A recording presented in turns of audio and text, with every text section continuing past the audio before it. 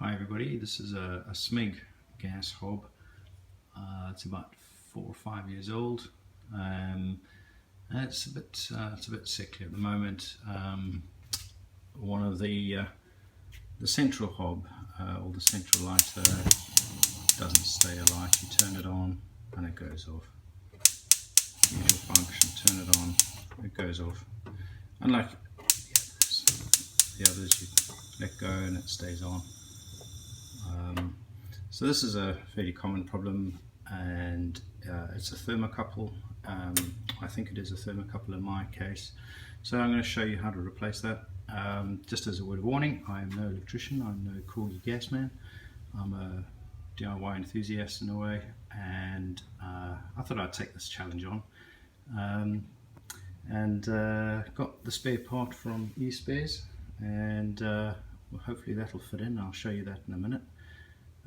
So what I'm going to do now, I'm not going to bore you with all the detail of it, but I'll take it apart and show you the next stage in a minute. Okay, so this is stage 2.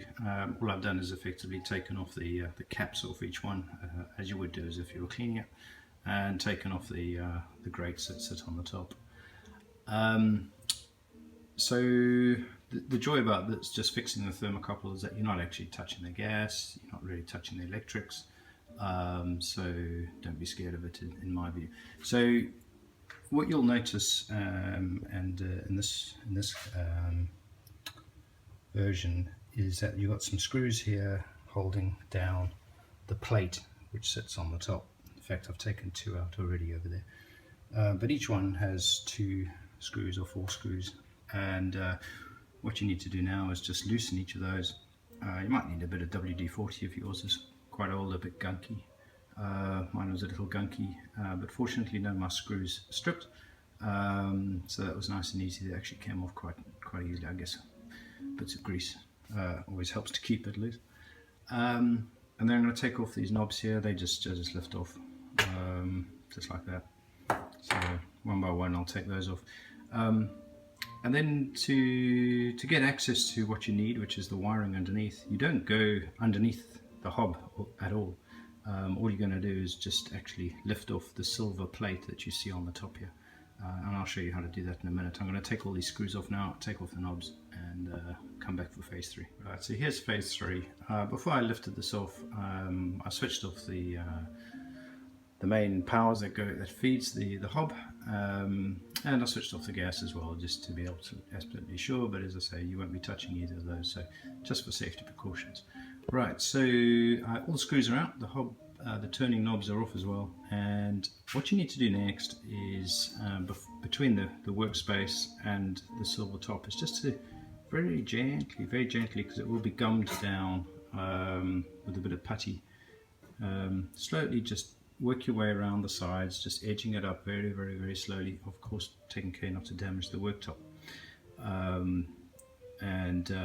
I've done that just to save some time, and now I've got my little screwdriver just underneath, and as you can see, it's sort of lifting up here.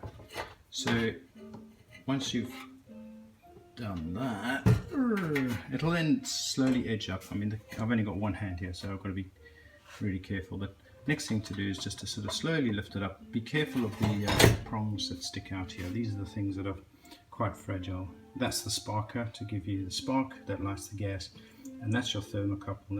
Those are the things that are giving the trouble. In this case, that's this one. This one needs to come right out. There was a little nut that was screwed on this one, so I've had to undo that as well. Right, so that's the spark. That's not a problem. That's sparking well. That's the thermocouple. That's the thing that I'm going to be replacing. So when you lift off the plate, just be careful of all of those, and I'll come down to phase 4 in a minute. Right, phase 4. So as you can see, I've just lifted off the plate. It's leaning down there. All the screws and the knobs I've put neatly into a little Tupperware thing, so I don't lose those. And then, as you can see, it's got this bit of gum, which at the time of installation they put it in there just to stop the water from seeping in, and also just to sort of gum it down slightly to the worktop. So this is what it looks like when you're inside. These silver tubes you won't be touching. Those are the ones that have the gas in them. And then you've got the individual little wires that come around and feed each one to light the gas. That's where all the electricity is, but you will not be touching any of that. So that cover came with it. I'll put that back on again. So as I said, this is the one that's causing the trouble. Get a little bit closer there, and this is the thermocouple. Here's the two wires that feed it, and they come all the way around here, all the way, and that one was plugged in. I've actually just unplugged it now, but those just clip into the back here, and slowly just with a little screwdriver you can just edge it off. I might put it back actually and show you how I did that, but that's the thing I'm going to be replacing.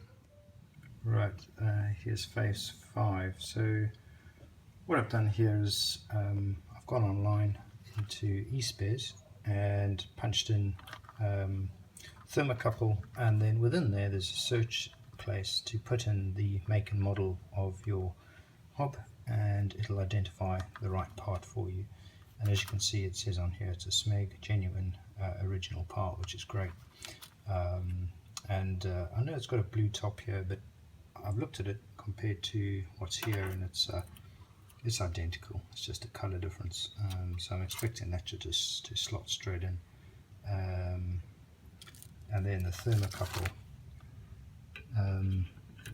And that is also, what I've done, I've taken this one out, compared it to here, which I think is what you must do before you actually probably take it out of the packaging, just to make sure it is the same one, because sometimes these things do get muddled up. So as long as you're sure it's identical, then you can proceed on to the next phase. Right, so I've taken the old one off. I'm starting to put in the new one here. Uncurled it and then tucked it in at the back underneath through the same hole. And my first tip here is that eSpares don't provide this little nut. So as I said, I had to take it off the old one, and I'm glad I kept it because I'm going to have to use it again. Unfortunately, it's the same size, and just screw that onto there. So that's my first tip, is make sure you don't lose that. And then I'm going to plug that into here. And as I say, there's no gas or electricity involved. The white ones are the electrics, which is why I've switched it off, but you're not touching any of that. That's the spark. So yeah, here we go. Right, so that worked out very well. Direct replacement. It just pushed straight back into the same hole that the old one came out of. As I said, it's just held on by a bit of friction, so make sure it's got a nice tight fitting. Otherwise the thermocouple won't really work. But as long as it doesn't look like it's got grime or anything on it, just give it a slight wipe. Make sure the contact is good.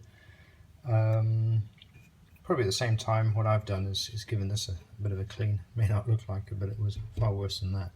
Just to, while the cover is off, it's a lot easier. There was various other bits and pieces that were lying around underneath here as well, so I vacuumed those up. Right, I guess the next thing is to put it all back together again. So just in reverse order. Put the cover back on again, the screws, the knobs, and go from there. Let's hope it works.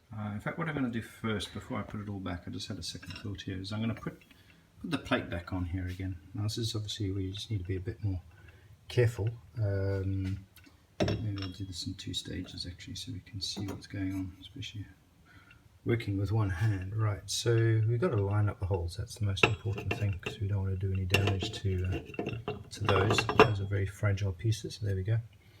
And then we're going to put that back on again. So effectively what it looks like without the metal top at all. So that's the hob, that's that one. So turn it on, let's see what happens. So we've got the flame, we've got the electricity, and it's on. Perfect, look at that. I'm going to switch it off quickly, otherwise it heats up and I won't be able to touch it. Right, so all the screws have gone back in again, and I gave them a bit of a clean, put a little bit of oil down each hole just to make it an easier job for next time as well, should it be needed. and then yeah, put the plates back on again and test it. Right, so as you can see, it's all back together again. Final test, switch it on. Yay! Okay, and I've done the same with the others, they all work, so that's all great. So if you're an enthusiast, that's how you replace a broken thermocouple. Enjoy, good luck.